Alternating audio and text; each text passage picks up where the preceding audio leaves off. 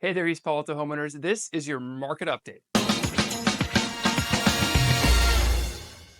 Let's dive right in, and don't forget, I am Graeham Watts, your local realtor, and giving you the latest information on what's going on this month.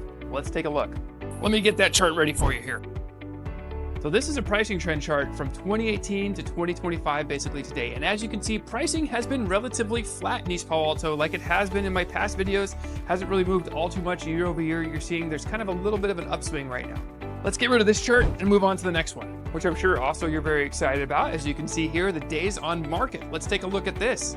Days on market have increased just a little bit. So homes are selling on average now in about 40 days, give or take, according to this chart.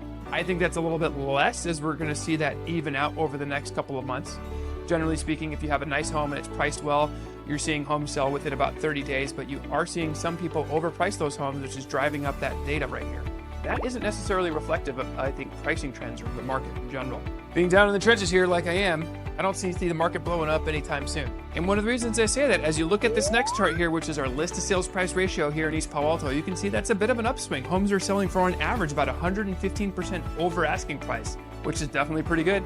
So if you're ever thinking about making a move or buying or selling East Palo Alto, before you blast off, give me a call. What? I don't understand. I don't like heights.